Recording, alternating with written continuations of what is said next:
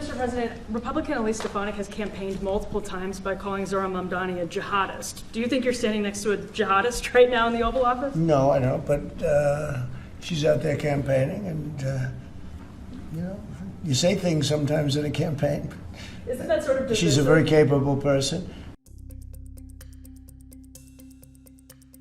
And I want to clarify your answer to Stephen Nelson.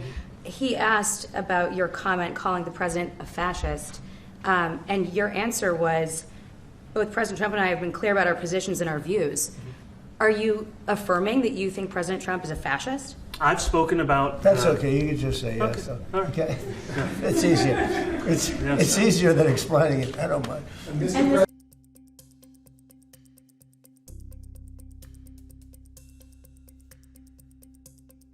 I've got a question for you and then also one for the mayor-elect. Sure. For you, you've referred to Mr. Mamdani as a communist. Could you describe why you feel that way? And also, will you do anything to stop him from arresting Prime Minister Netanyahu if he visits New York? Well, we didn't discuss your second part of the question, and on your first part, I mean, he's got views that are a little out there, but who knows? I mean, we're going to see what works, or he's going to change also. We all change. I changed a lot. From when I first came to office. It's now quite a while ago. It's quite a while. My first term was great. We had the greatest economy in the history of our country. We're doing even better now. We're doing much better now than we did even the first term. And I can tell you some of my views have changed. And we had discussions on some things. I'm not going to discuss what they were, but that I feel very confident that he can do a very good job. I think he is going to surprise some conservative people, actually. And some very liberal people, he won't surprise them because they already like him. And for Mr. Mamdani, it sounds like you had a productive discussion, but just days ago you referred to President Trump as a despot who had betrayed the country. You said you'd be his worst nightmare and accused him of having a fascist agenda.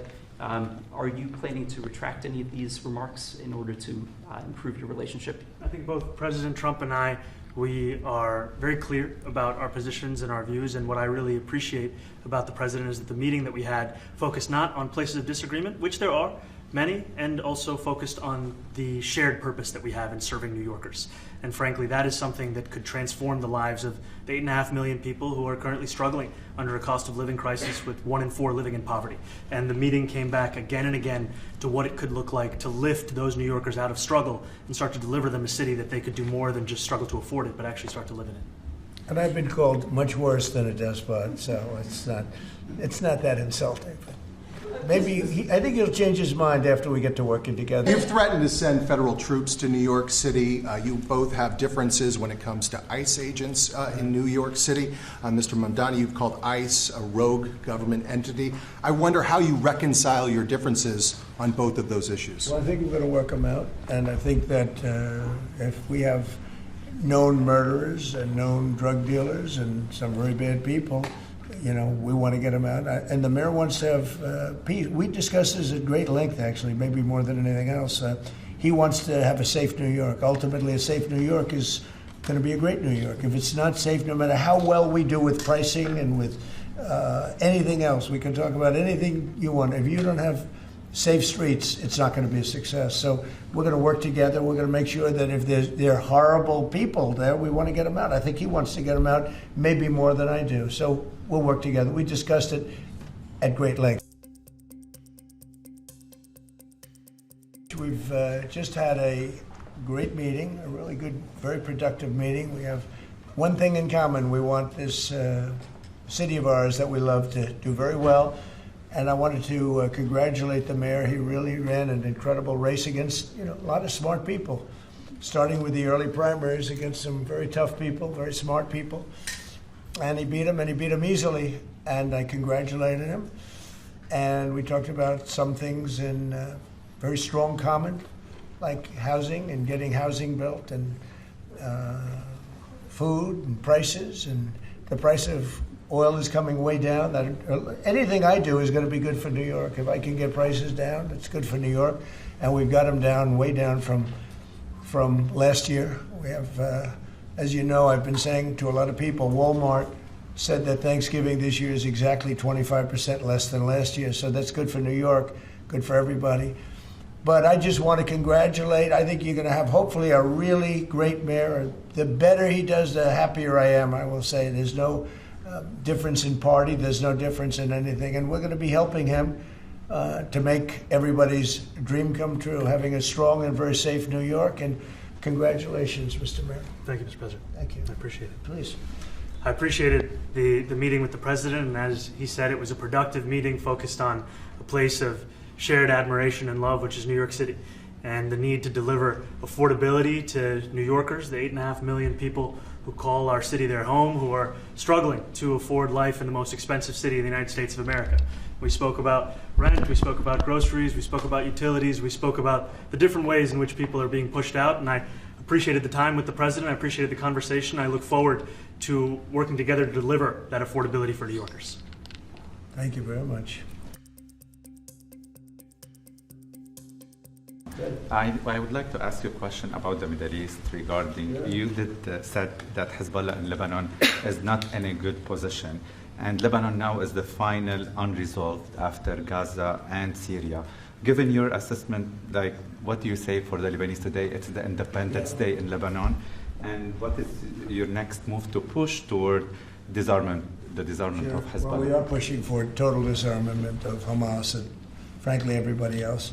And we actually have peace in the Middle East. As you know, the King of Saudi Arabia just left yesterday. We had some great meetings, and he's made a contribution toward the United States of more than $1 trillion. We have now over $20 trillion coming in. No country has ever had anything like that, not even close. If you go to 2 trillion or 1 trillion, it's a lot. We have 20 or 21 trillion dollars. I think that Hezbollah has been a problem in Lebanon, big problem. We're working with Lebanon. We're working with everybody in the Middle East. That's another thing I think we have in common. We want to see peace in the Middle East, and we actually have now, for the first time, peace in the Middle East after 3,000 years. And now we're going to refine it, and I think you're going to see some very positive things happen. There is a potential to invite the Lebanese president to meet you to the White House. I would do that, absolutely. And if the mayor would like to be here for that meeting, because I know he feels very strongly. I think you feel very, very strongly about peace in the Middle East. I think We desperately want it, and that's something that I shared with the president, that when I spoke to New Yorkers who had voted for the president last November on Hillside Avenue and Fordham Road, I asked them why. I heard again and again two major reasons. One was that they wanted an end to forever wars. They wanted an end to the taxpayer dollars we had funding violations of human rights, and they wanted to address the cost of living crisis. And I appreciated the chance to discuss both of those things. You said a lot of my voters actually voted for him, and I'm okay with that. President Trump, I have this hat as well. I'll do that. I'll sign it. Give it to me. I'll sign it in a minute. That's pretty good. But I would like to ask Mr. Mamdani, you've accused the U.S. government of committing genocide in Gaza while President Trump was working on peace. Why that? I've spoken about the Israeli government committing genocide, and I've spoken about our government funding it. And I shared with the president in our meeting about the concern that many New Yorkers have of wanting their tax dollars to go towards the benefit of New Yorkers and their ability to afford basic dignity. And what we see right now is we're in the 9th consecutive year of more than 100,000 school children being homeless in our city. And there's a desperate need not only for the following of human rights, but also the following through on the promises we've made New Yorkers. And I appreciated the meeting we had and the work that we can do. Do you agree that President Trump did do a peace and he worked hard to make the peace? Because he worked hard to do the peace in the Middle East and everywhere. Do you agree with that? I appreciate all efforts towards peace, and I shared with President Trump that when I spoke to Trump voters on Hillside Avenue, including one of whom was a pharmacist that spoke about how President Trump's father actually went to that pharmacy not too far from Jamaica Estates, that people were tired of seeing our tax dollars fund endless wars. And I also believe that we have to follow through on the international human rights, and I know that still today those are being violated, and that continues to be work that has to be done no matter where we're speaking of.